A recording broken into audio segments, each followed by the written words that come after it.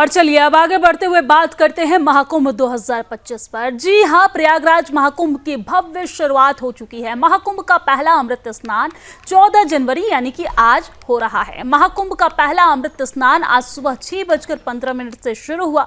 सन्यासियों के हाथों में तलवार, त्रिशूल, डमरू, पूरे शरीर पर भभूत, घोड़े और रथ की सवारी, हर हर महादेव का उद्घोष करते हुए नागा साधु संत संगम पहुंच रहे हैं। जूना अखाड़े समेत 7 सन्यासी अखाड़ों के संत स्नान कर चुके हैं। अब वैरागी अखाड़ों के संत संगम में स्नान करने के लिए निकले हैं।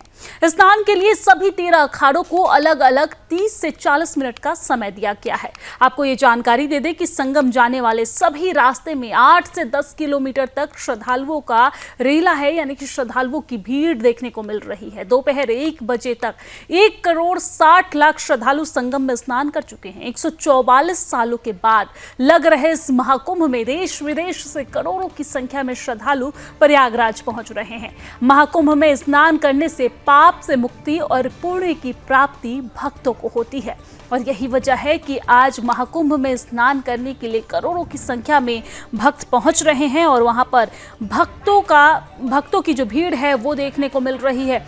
ये तस्वीर हम दिखा रहे हैं जहां पर साधु संतों की भीड़ है, नागा साधु की भीड़ यहाँ पर नजर आ रही है। महाकुंभ का महास्नान है, भक्ति और ध्यान करते नजर आ रहे हैं।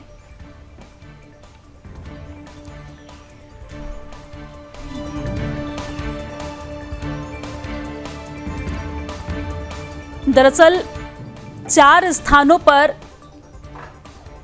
महाकुंभ यानी कि कुंभ का आयोजन होता है। प्रयागराज, हरिद्वार, उज्जैन और नासिक, ये 4 वो स्थान हैं जहां पर कुंभ मेला लगता है, जिसे विश्व का सबसे बड़ा धार्मिक आयोजन माना जाता है। भारत के 4 प्रमुख पवित्र स्थलों पर इसका आयोजन होता है, जैसा कि मैंने आपको पहले बताया। प्रयागराज, जहां पर गंगा, यमुना और सरस्वती का संगम है।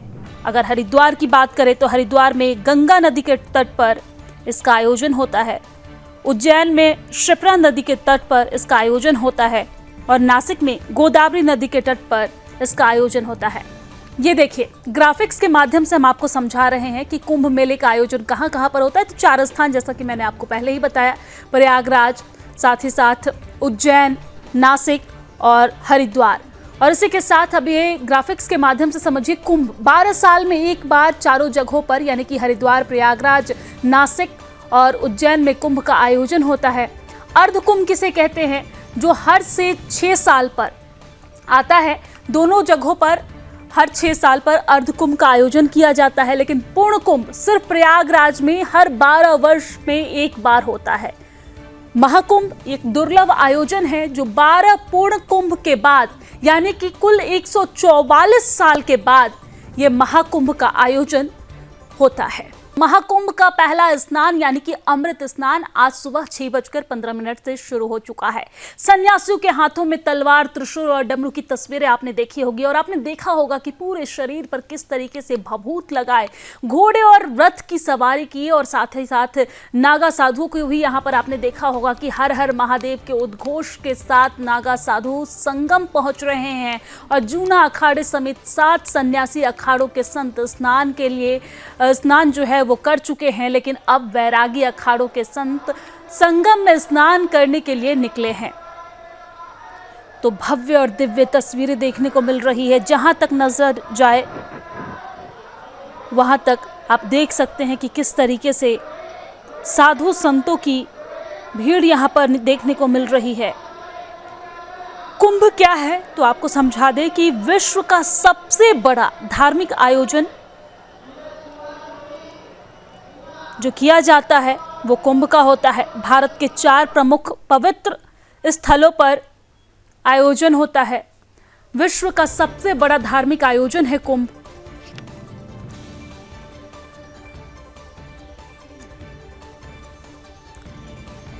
भारत के 4 प्रमुख पवित्र स्थलों पर इसका आयोजन होता है।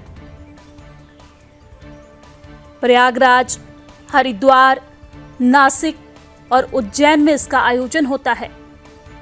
चारों स्थल भारत की धार्मिक पहचान का प्रतीक बताया जाता है। विश्व का सबसे बड़ा धार्मिक आयोजन कुंभ को कहा जाता है। इन स्थलों का महत्व न केवल पौराणिक और धार्मिक दृष्टिकोण से है, बल्कि ये भारतीय संस्कृति और इतिहास के लिए भी अद्वितीय है। ये स्थल भारत की धार्मिक पहचान का प्रतीक है। कौन कौन से पवित्र स्थल है, वो पवित्र स्थल का नाम ग्राफिक्स के माध्यम से हम आपको बता रहे हैं। देखिए, प्रयागराज, जहां पर गंगा, यमुना और सरस्वती का संगम है।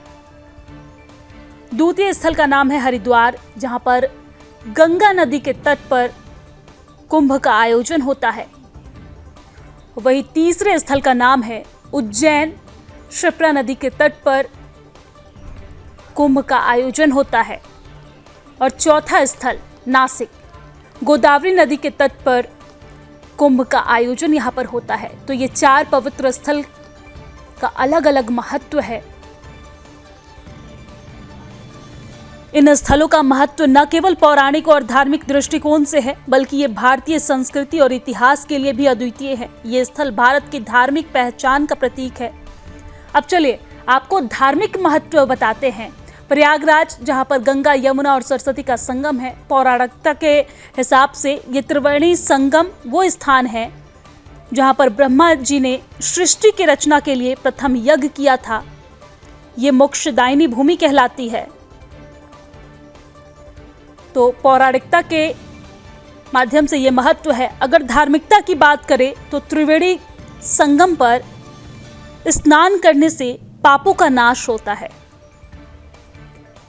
प्रयागराज को तीर्थराज भी कहा जाता है।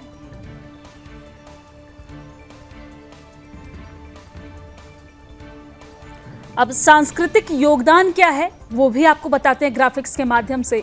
तो सांस्कृतिक योगदान है कि प्रयागराज भारतीय स्वतंत्रता संग्राम और शिक्षा का केंद्र रहा है।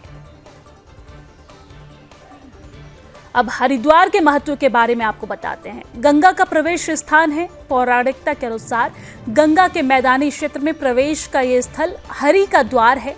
यहाँ अमृत की बूंदें गिरने की पौराणिक मान्यता है। साथ ही साथ आपको धार्मिक मान्यता भी बताएंगे। तो धार्मिक मान्यता है कि हर की पौड़ी पर स्नान को मोक्षदायिनी माना जाता है, यानी कि मोक्ष की प्राप्ति होती है हर की पौड़ी में स्नान करने से। अब आध्यात्मिक केंद्र क्यों है ये भी आपको बताते हैं। ये योग, ध्यान और गंगा आरती के लिए प्रसिद्ध है। तो ये हरिद्वार की बात हम कर रहे थे। अब बात हम उज्जैन की करेंगे।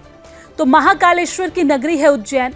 यहाँ पर पौराणिक महत्व ये है कि उज्जैन क्षिप्रा नदी के तट पर स्थित है। ये महाकालेश्वर ज्योतिर्लिंग और सिंहस्थ कुंभ मेले के लिए प्रसिद्ध है। धार्मिक अगर इसका महत्व देखें तो उज्जैन का हर धार्मिक आयोजन भगवान शिव की अनंत शक्ति से जुड़ा हुआ है। ऐतिहासिक अगर देखा जाए योगदान, तो उज्जैन खगोल विज्ञान और गणित का केंद्र रहा है। अब बात नासिक की करेंगे। वो चौथा स्थान जहां पर कुंभ मेले का आयोजन होता है। तो गोदावरी तट पर पंचवटी है। और पौराणिक इसका महत्व अगर देखें तो नासिक में राम, सीता और लक्ष्मण ने वनवास के दौरान समय बिताया था। अगर धार्मिक महत्व की बात करें तो नासिक का जो धार्मिक महत्व है वो है कि गोदावरी नदी को दक्षिण गंगा माना जाता है। सांस्कृतिक योगदान अगर देखें तो नासिक धार्मिक और सांस्कृतिक आयोजनों का केंद्र है।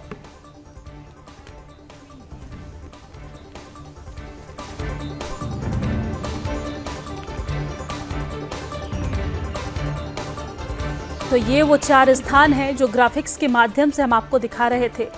साथ ही साथ यहाँ के पौराणिक महत्व, धार्मिक महत्व, आध्यात्मिक महत्व के बारे में भी ग्राफिक्स के माध्यम से हम आप तक पहुंचा रहे थे। तो के स्नान में किसी तरह की विघ्न बाधा न हो। साथ ही साथ जो जन सामान्य है उसका स्नान भी चलता रहता है।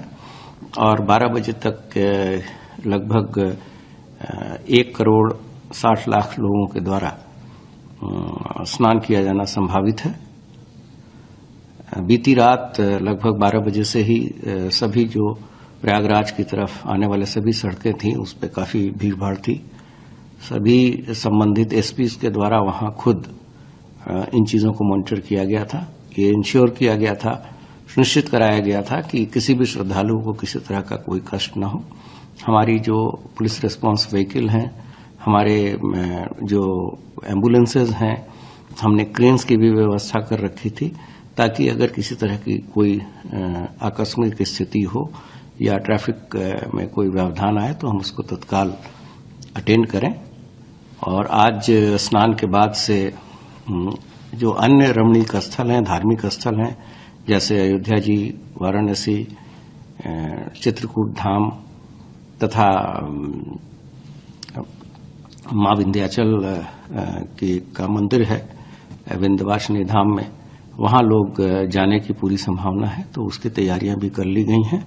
आप सभी को मकर संक्रांति की बहुत बहुत शुभकामनाएं। और मुझे बड़ी खुशी है क्योंकि मेरा पहली बार है ये कुंभ में, तो मुझे बहुत खुशी मिल रही है। एक तो यही कि पहली बार है, फिर पहला स्नान है, और जो ये सत्र में देख रही हूँ, ये जो भीड़ तो नहीं। मैं बहुत प्रसन्न हूँ क्योंकि पहला शाही स्नान पहला मेरा ही हुआ जी। सभी आचार्यों में सबसे पहला शाही स्नान मेरा हुआ। इस सरकार की व्यवस्था से भी मैं बहुत प्रसन्न हूँ। इतनी बड़ी भीड़ को सरकार ने नियंत्रित किया।